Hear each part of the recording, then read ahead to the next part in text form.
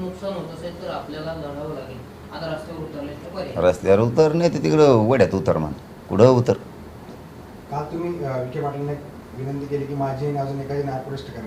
नेमकं नार्कोटेस्ट कोणाची करावी तशी मागणी होती. काय झालं आहे, मला वाटलं होतं बदल झाला पाहिजे प्रत्येकात, ते दिसत नाही. म्हणून तोच म्हणला होता, मी नव्हतं म्हणलं ते परळीचं. तेच म्हणलं होतं की माझी ब्रेन मॅपिंग करा, त्याची नार्को टेस्ट करा. तो विषय आता मी पुन्हा हातात घेतो.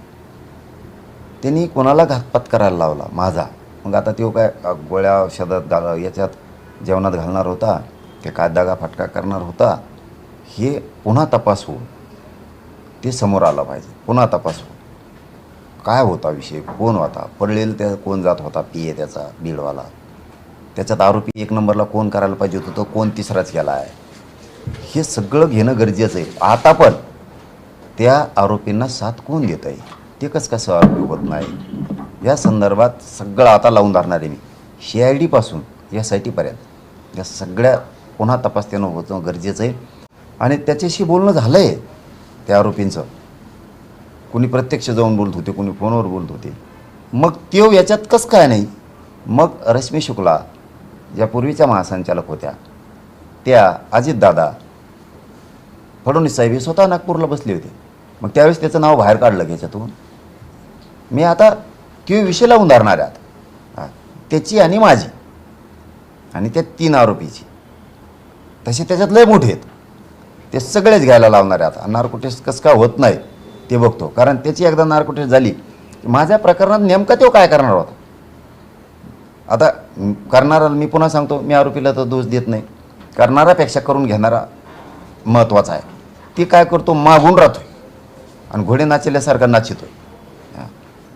ते त्यांच्याकडून करून घेतोय तो सगळं. आणि मग हे बी मरूच घातले जातात त्यांनी. मग अंगावर यायला त्याला एवढं सोपं, अंगावर यायला इकडे कच्चे येतोय. त्याचं ऐकून तुम्ही मराठ्याच्या चळवळीच्या अंगावर येणार, हे करणार. त्याच्यामुळं ना यांना मी यांचं नावच नाही घेत. या आरोपीची तर दखलही घेत नाही मी, गिनीत बी नाही, बघतही बी नाही, दखलसुद्धा घेत नाही साधी. तर पण त्याला सुट्टी नाही आता. परळीवाल्याला, त्या धनंजय मुंड्याला सुट्टी नाही आता. त्याची नार्को टेस्ट माझी कशी होत नाही आणि आरोपीची, हे मी फुल लावून धरणार आहे आता पूर्ण वेळ. ते कसं होत नाही ते बघतोच आता. कारण त्याची एकदा नार्को टेस्ट झाली. मग आंधळ्याच्या प्रकरणात काय झालं, संतोष देशमुखांच्या प्रकरणात काय होता, कसं काय येत नाही, गीतेच्या प्रकरणात कसं काय येत नाही, महादेव मुंडेच्या प्रकरणातला विषय, आणि आणखीन कुठं कुंकड धाराशिवला इकडे तिकडं कारखाने होते, त्याच्यात काय काय झालेलं आहे भ्रष्टाचार, कशात काय होतं नाही, सगळं एकदाच येईल त्या नार्को टेस्टमध्ये. म्हणजे माझ्या नार्को टेस्टच्या या प्रकरणात बाकीचं सुद्धा सगळं लफडं येणार. त्यामुळे हे होऊनच जाऊ दे आता. तू मरू घातलं वय यांना, मरतील तर लोकाचे मरतील, मरतील तर मराठ्यांचेच मरतील.